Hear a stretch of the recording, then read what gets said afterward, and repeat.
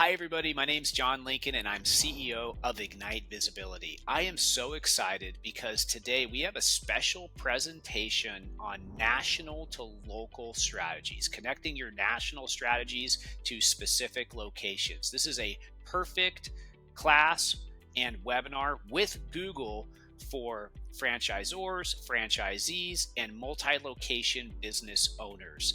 If you are here today, be excited. We're going to be looking at AI overviews, local service ads. We're going to be looking at demand gen. We're going to be looking at YouTube and all of the new Google products and how they all can connect together to raise awareness and get conversions. And we're going to be showing you the best way to set up your media mix for 2025. This is a really exciting class. It's definitely worth your time to watch this entire video because we're going over all of the latest and all of the greatest products. And also a fundamental shift. We're looking at Google Ads and all of the associated products there as a revenue driver and a profit center.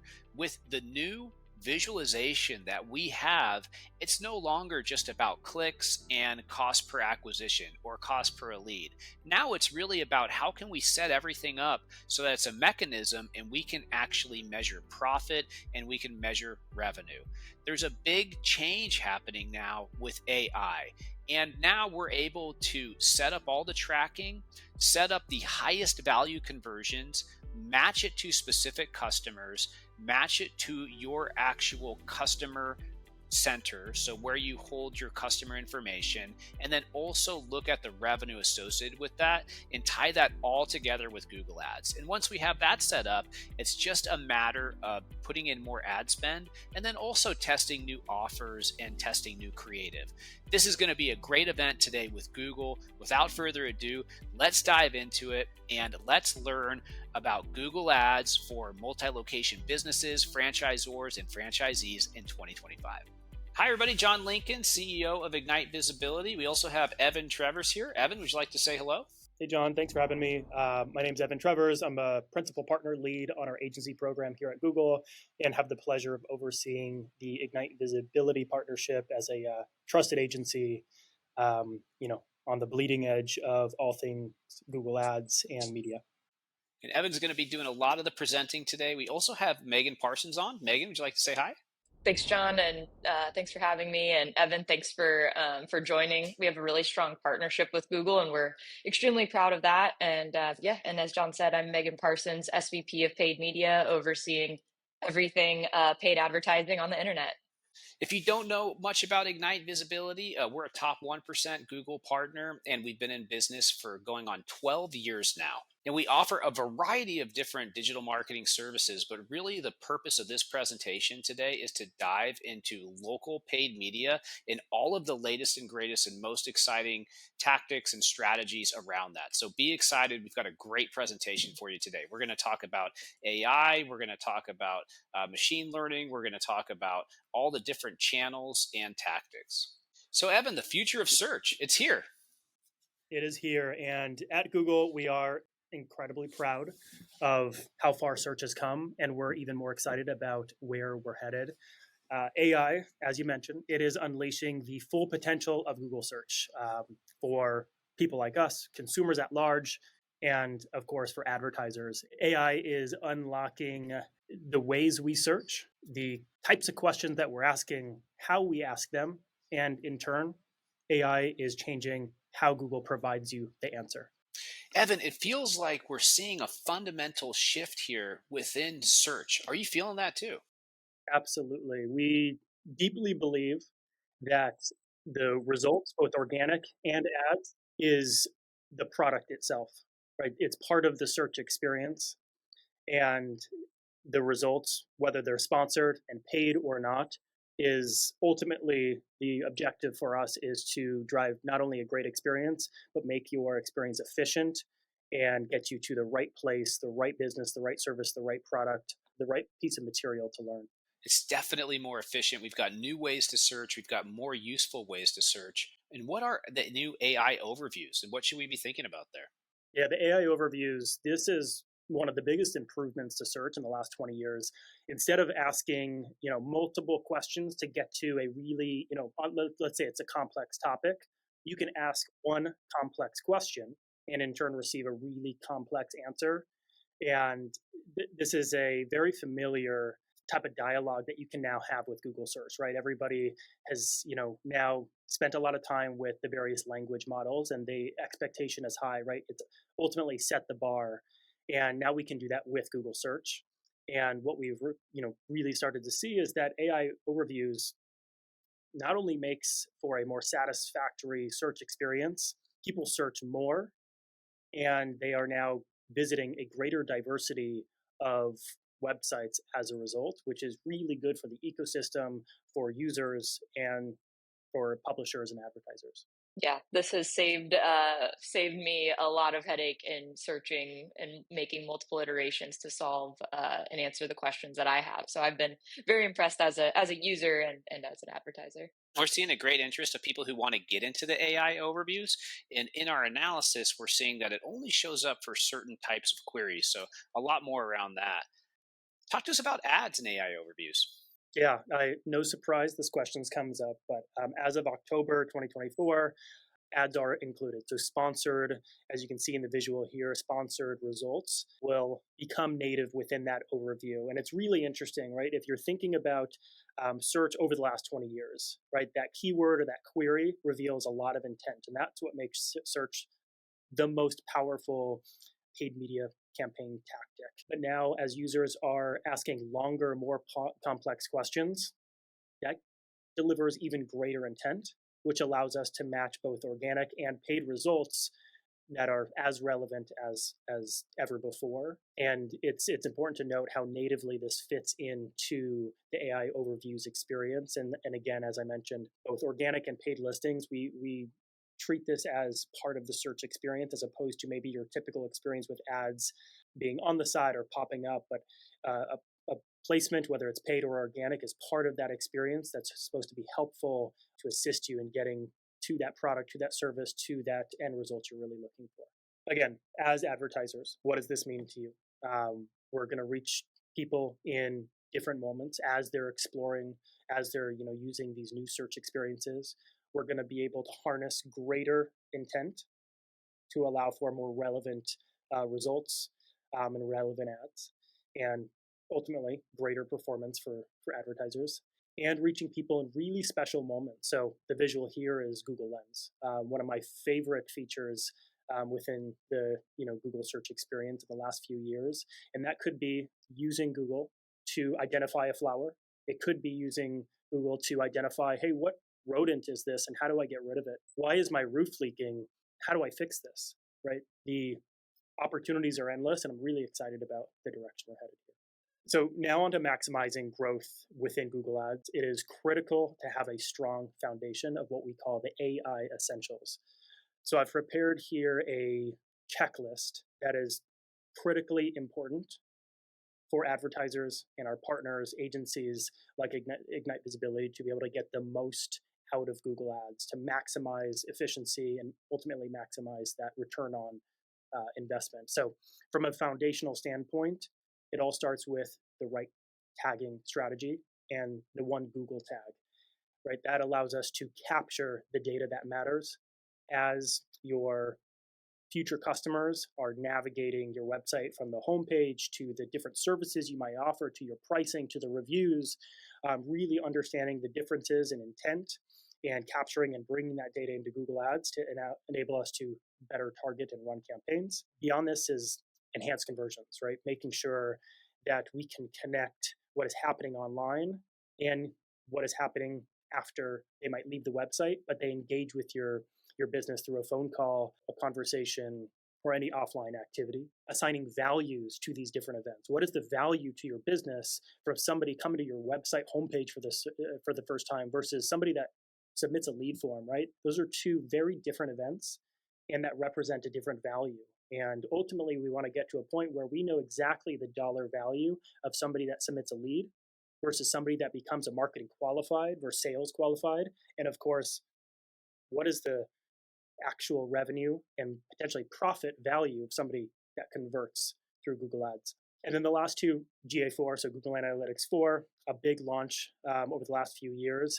And we strongly encourage our partners and our advertisers to fully leverage GA4 to extract better insights, make smarter decisions, and to power better attribution measurement and audiences, pull that into campaigns, and give yourself an advantage with targeting.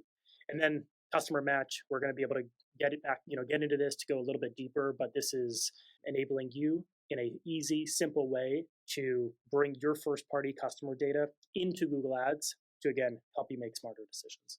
Evan, this is a really nice checklist and one that we often see is not set up on many paid media accounts. Google tag, enhanced conversions, assigned values, Google Analytics 4, customer match. Bringing all these things together really does make a major impact on efficiency, CPA targets, and can be kind of a game changer with all this additional data. So optimizing towards the right signals is going to be critical as we continue on. Talk to us a little bit about measurement and first party data and why things are going in that direction. Once you have your foundation set with those AI essentials, the next priority of equal importance is going to be your measurement and your data strategy. Today, the marketing process is largely linear, but in time, with AI accelerating every part of our industry, the marketing process is going to turn into an efficiency and a growth flywheel. AI-powered media campaigns are going to enable us to unlock greater growth, greater efficiency, right? Great for everybody here, for advertisers at large.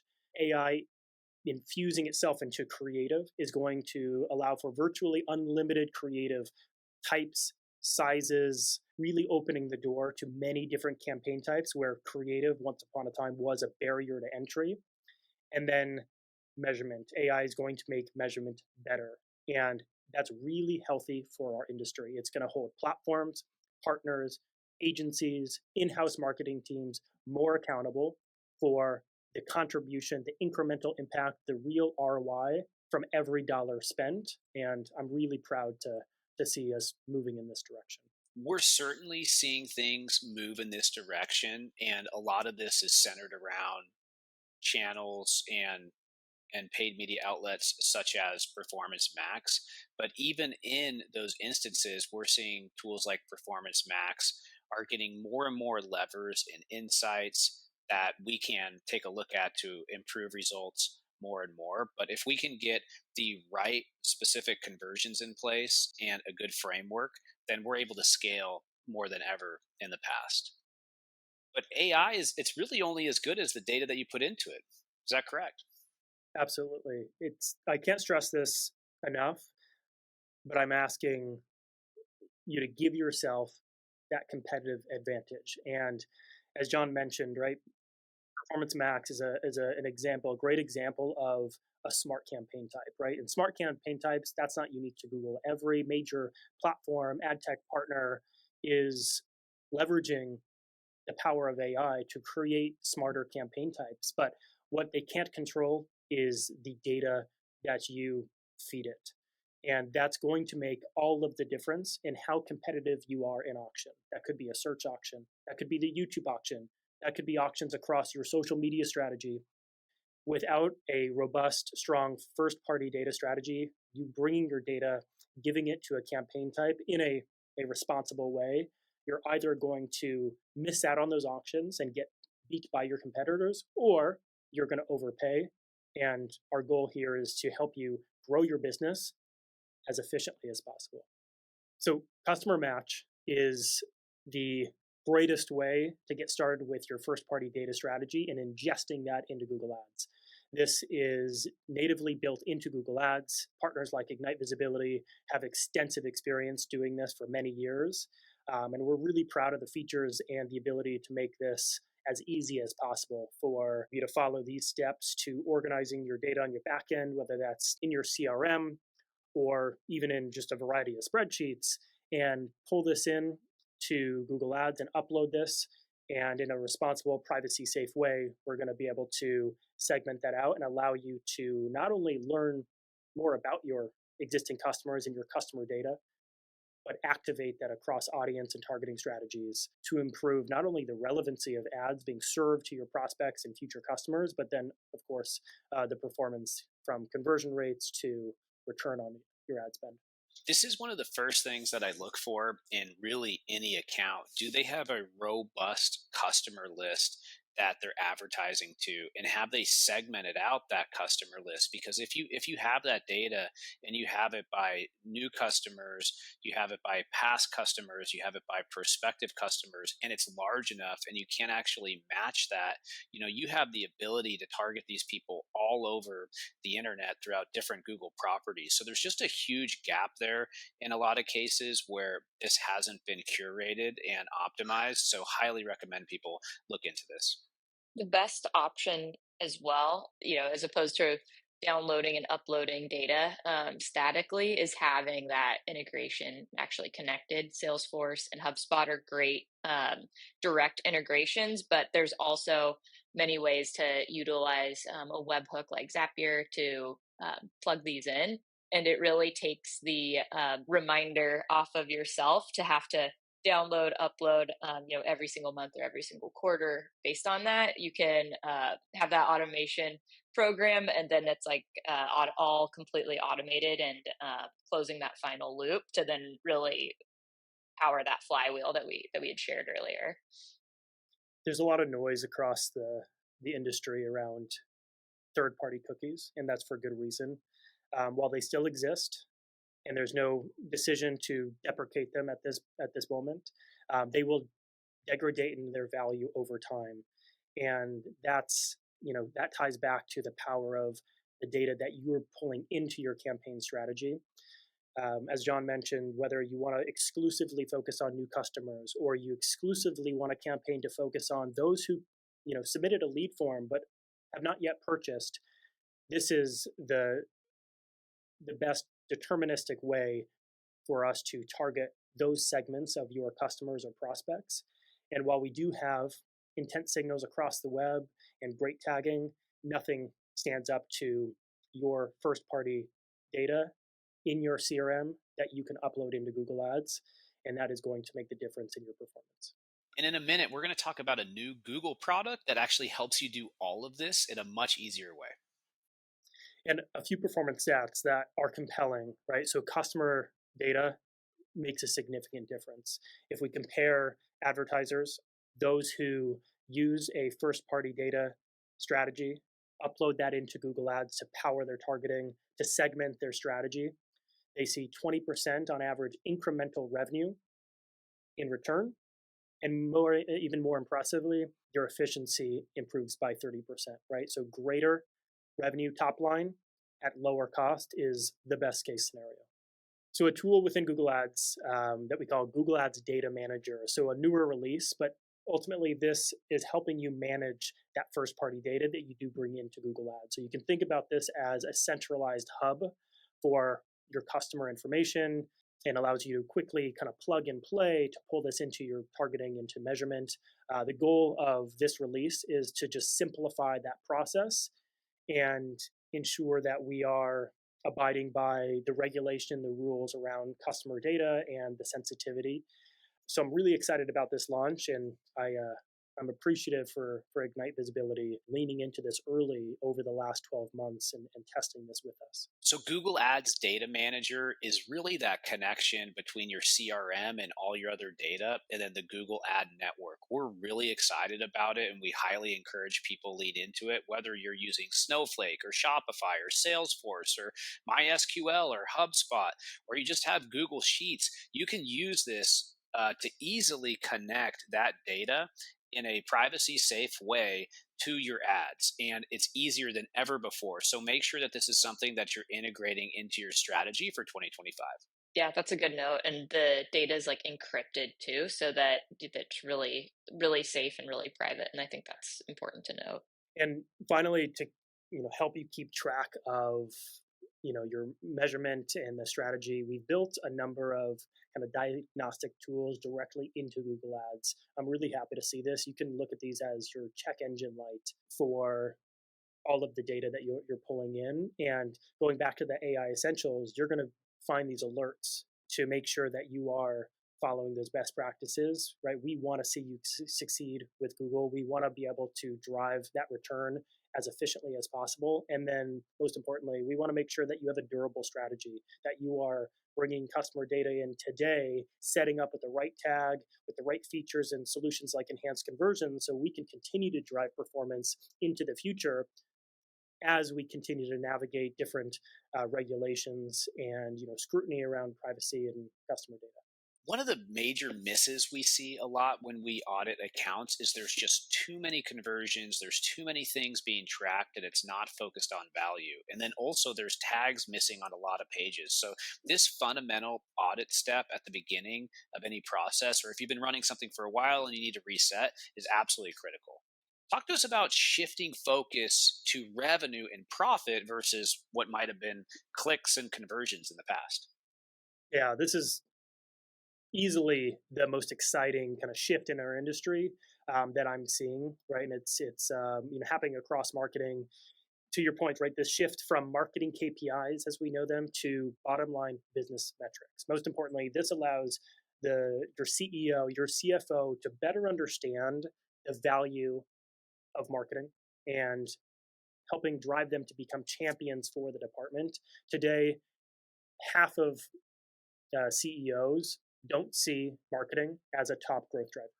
Yeah, and I think it's brave of Google to put themselves in that seat where they feel that it should be measured by revenue and by profit, and they're enabling people to have the mechanisms in order to do that. And that's why we love Google products. That's why we love the visibility that our clients have, that we have into this, the controls that we have, because it makes it so it's not just a billboard or a TV ad that can't be tracked, but something that we actually can see the revenue, we can see the profit from, and then we can re-enable that in the future and continue to scale. So that's the future of this advertising medium, but it's all about how you set it up at the beginning to make sure that you actually make it work in a profitable way.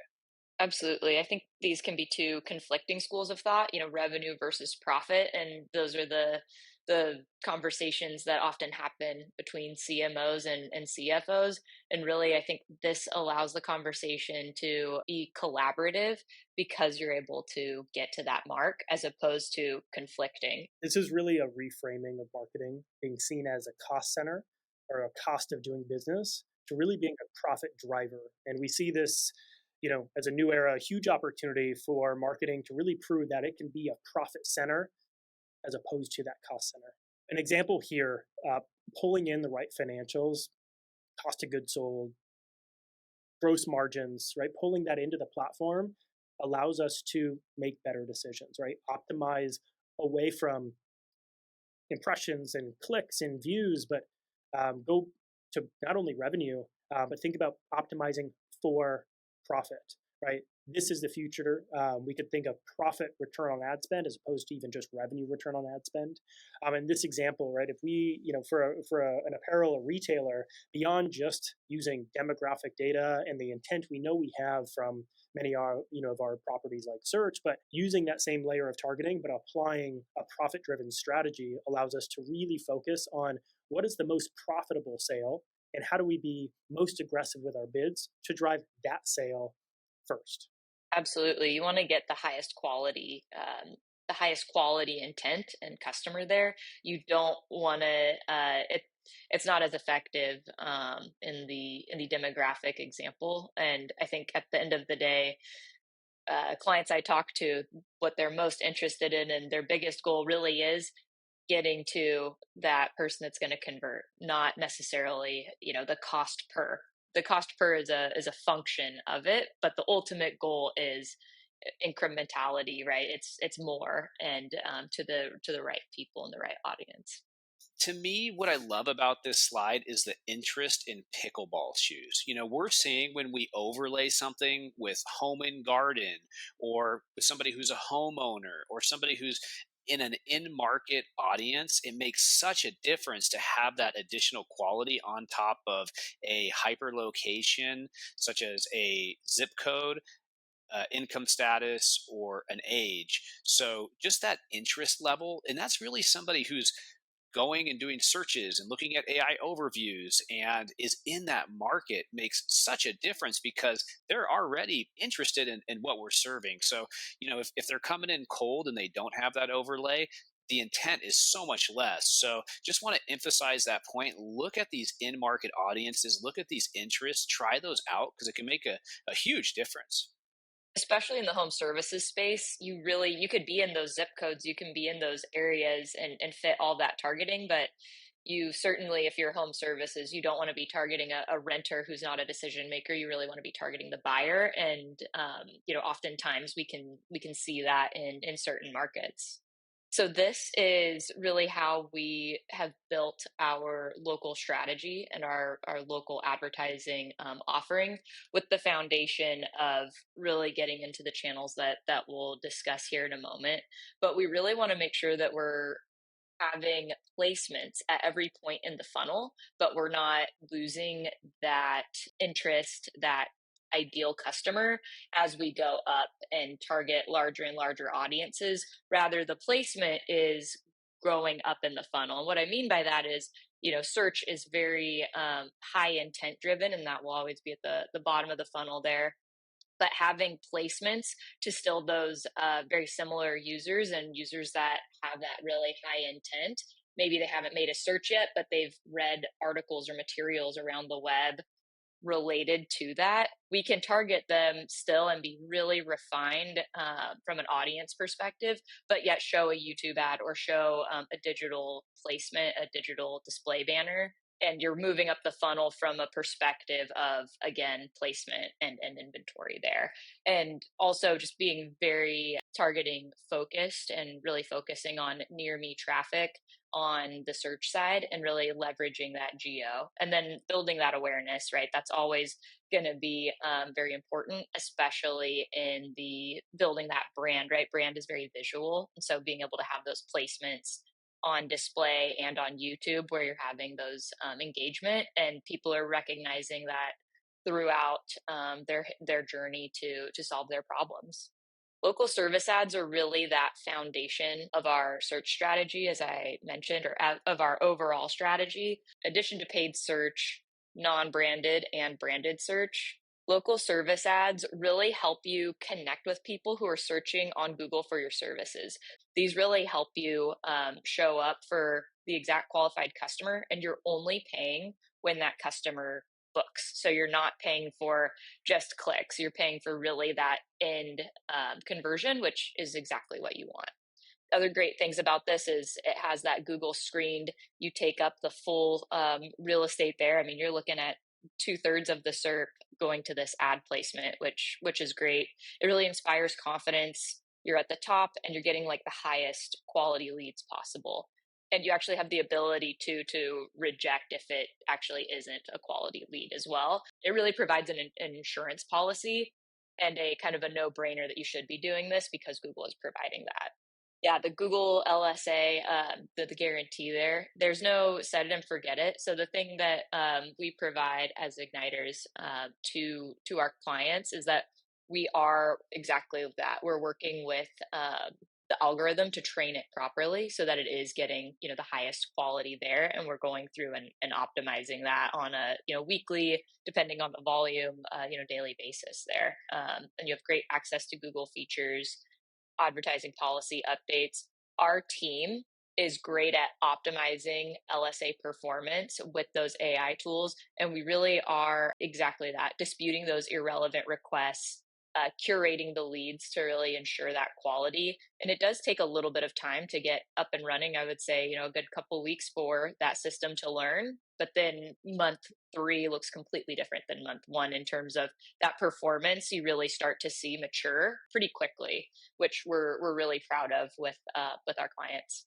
And advanced analytics and reporting. So we pull this data into our reporting so that you're able to see a full dashboard of all of your performance on LSAs in conjunction with all of your other media buys that you're making. So in addition to your search, your YouTube, your social, programmatic, CTV, all of those buys are in that dashboard, and you can see how everything really works in that ecosystem holistically.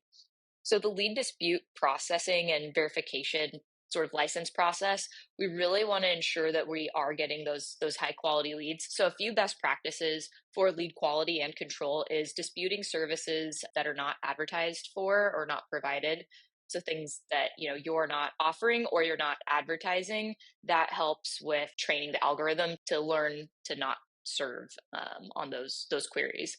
Disputing requests for any free services, that's something that if it's free, then you don't want to pay for something that you're offering for free. You really want to make sure that you're dialing that in, and really that the messaging is in alignment on the advertising with the query that's being searched, because that will also ensure just alignment with that. You don't dispute leads that are relevant, that don't turn into bookings. Otherwise, then that turns into hurting more on the quality leads and reducing your ability to get those quality leads. So this is on our search side. So we really get into close proximity targeting and radius targeting. What that means is we really like to get down to really tight zip codes, 9 digits, and we look at the overlap with other locations. So if you have multiple locations, or you're really trying to heavy up in one location versus another, maybe one has the ability to take more capacity than another,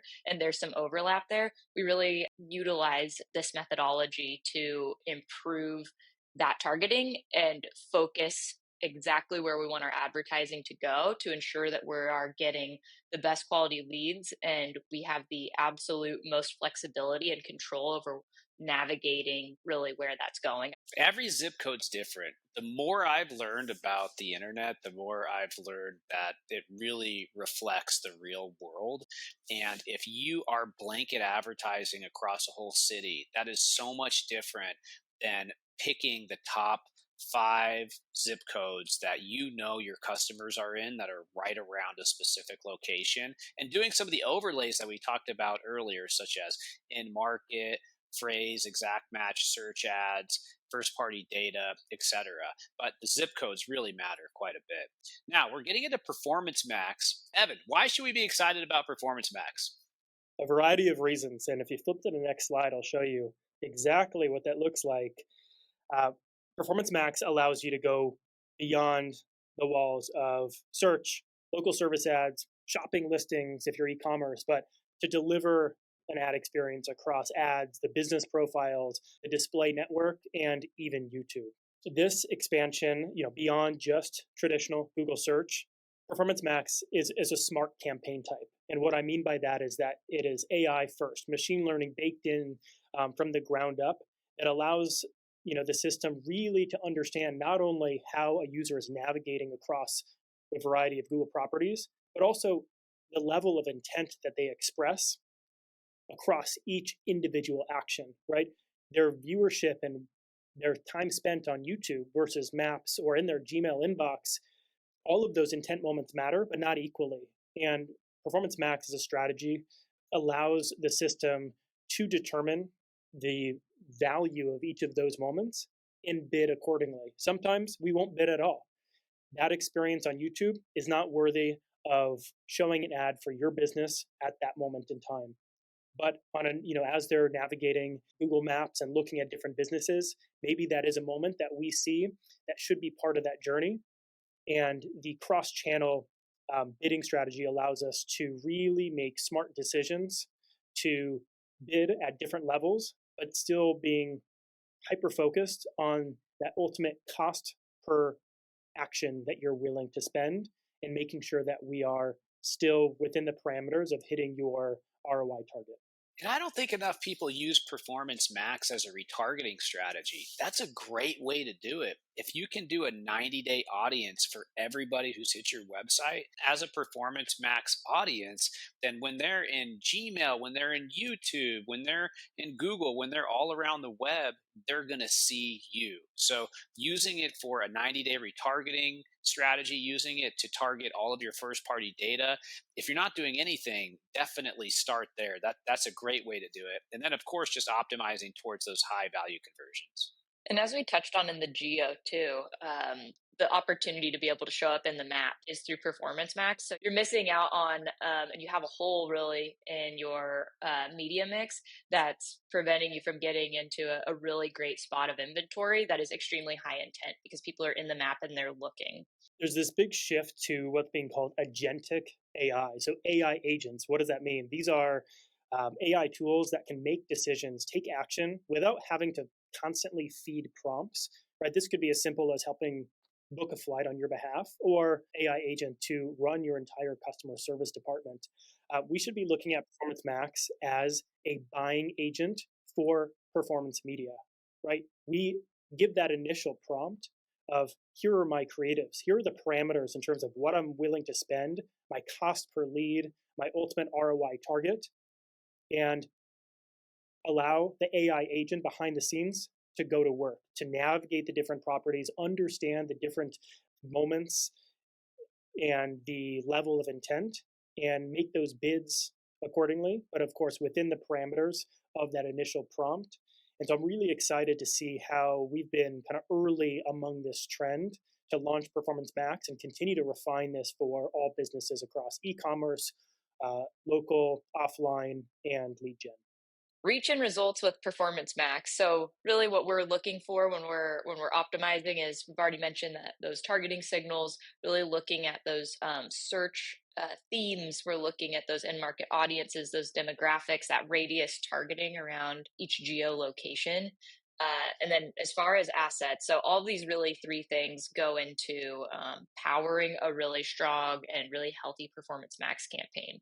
And assets, that's really where your users and your customers are looking at the material they're looking at, the messaging they're reading, the imaging, everything there. So really having the statics focused on branding and experience. How is this going to solve my problem?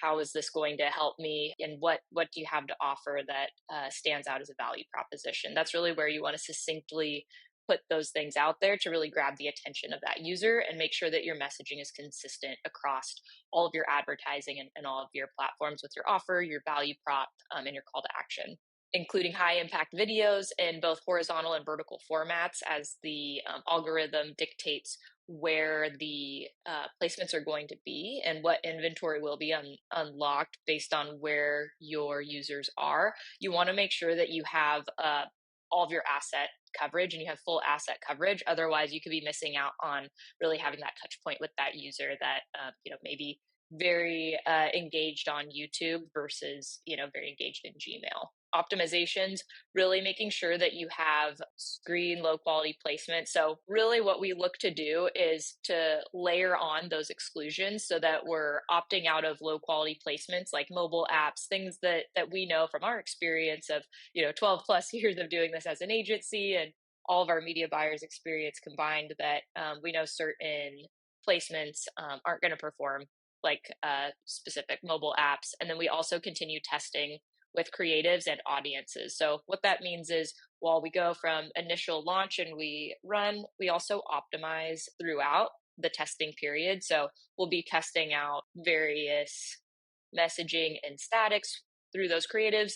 And then we'll also run tests on audiences as well to ensure that we are really getting the highest quality placements. And once we have that, we usually start with that foundation of the first party audience, but then we like to test on those third party layers and things of that nature. And we get a lot of really rich data and great results to share it with you, with our clients. Lead generation for businesses really face some pretty unique challenges. And so we've mentioned this earlier, and it's been a little bit of a central theme throughout this conversation, right? Quality versus quantity. The old school kind of method was you want a lot of leads and you want a low CPL, low cost per lead. But really, as we're finding, and what CFOs and what all C-suite can really agree on is, those numbers are really just, those KPIs are really just levers in understanding how the media is being spent and the return that's coming back to it. But the actual return itself is really what we want to optimize for. And really what we want to optimize for is the absolute highest quality lead, and then learn about what that audience pool looks like and what that customer profile looks like, and go after and unlock more of those customers to bring them back for more. It's a complex customer journey. I believe back when I started in this industry, it was 5 touch points, 3 to 5 touch points to make a purchase online. Now it could be upwards of 12 to 70, depending on what the customer is looking for, what their problems are, and what that customer journey looks like. It's not quite as simple as search, click, purchase as it used to be. And so now, while customers are going through multiple journeys and taking multiple stages, we're seeing and participating offline as well, we're able to pull that in. And then lastly, it's optimization. How are our clients getting that absolute highest quality customer? They need really robust measurement solutions, and so that's what we've talked about before as well, with lead scoring and adding and assigning value to each stage of the funnel. And that really gives Google the absolute best data to understand what maybe a 1 star customer is to you versus a 5 star customer, and how to optimize and train Google to go after those 5 star customers. Expanding up the marketing funnel, right? So strategies like search, local service ads, that is delivering in moments of intent as your future customers are in their research phase, ready to convert. As large as the search, local service ad, even PMax ecosystem is, there is always a point of saturation. And as you want to grow your business, grow your reach, and start to really build your brand, Demand Gen is an amazing newer product to Google to do exactly what it sounds like: build demand and generate demand for your brand and for service. So this you can treat as a maturity curve, right? The x-axis is looking at the reach of new people across the web that you want to expose your campaigns to. And Demand Gen is a great strategy once you've really nailed a search, a local service ad, if relevant, a PMax strategy. But as you're ready to go to the next level, Demand Gen fits in really nicely.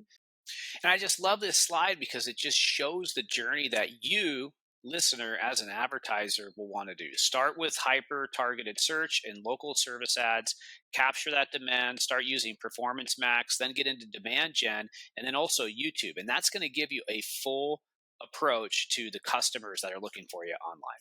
And Google just announced expanding demand gen ad tools ahead of video action campaigns, as those video action campaigns are sunsetting. So this means that there's a lot more placements and value coming to demand gen as well. I think that was announced yesterday.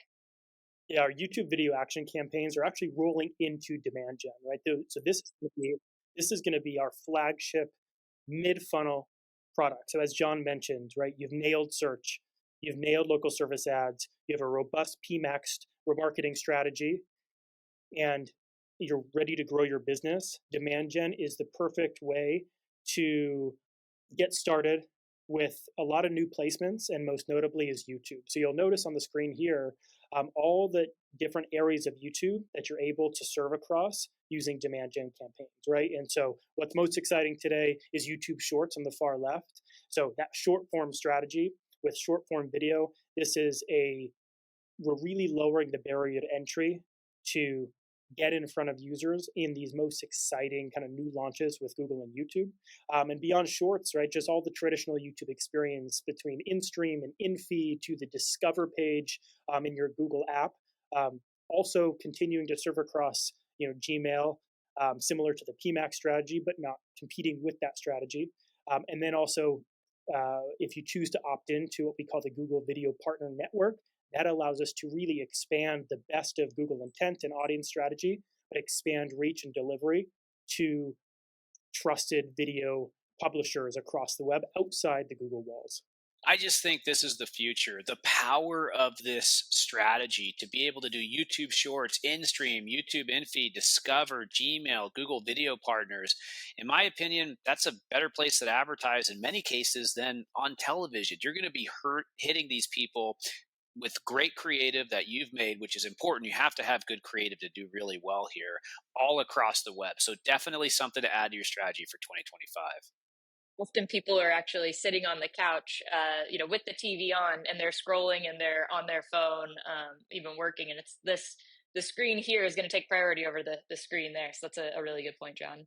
as we're evaluating different campaign types at different areas of the funnel, it is critical that we know how to measure success and set expectations, right? Our search campaigns, our PMax, our local service ads, those are by design going to drive sales or conversions, however you define them. That could be leads, that could be sales qualified leads, that could be just back end sales, but a demand gen, right? Building demand, building interest in the service, the product that you're offering. We should not be measuring this based on that ROI. We should be measuring the engagement with that campaign type. Is that campaign driving new site visitors to your homepage? Is there a lift in branded search for your company? And those are those early indicators that this is doing its job.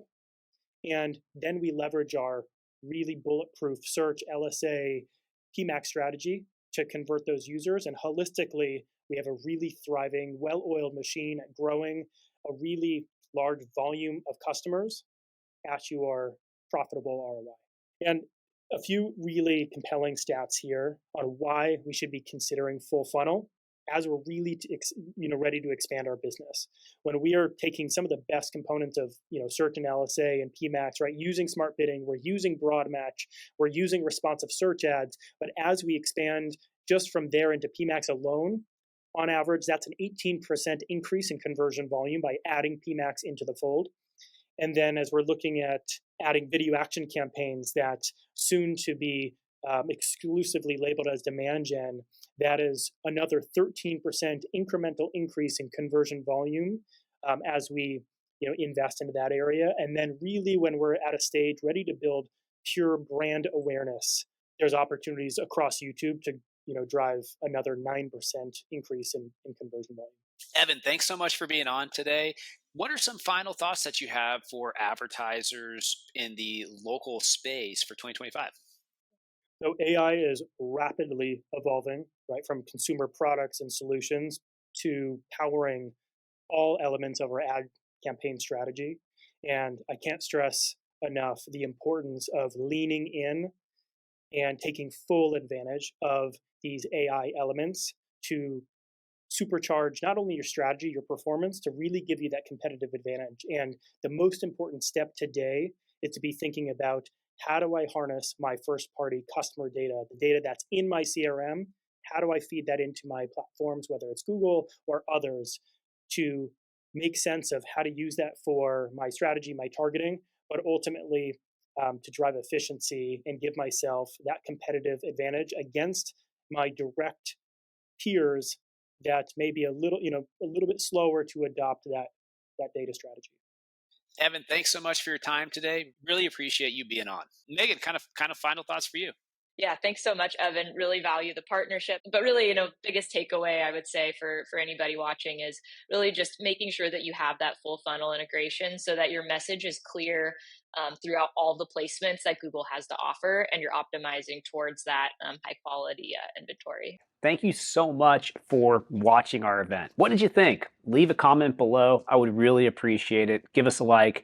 Thanks so much for watching. If you need any help with your paid media and you want to talk to Ignite Visibility, obviously feel free to reach out and we'll be happy to put in place all the things that we talked about here on this event to the best of our ability.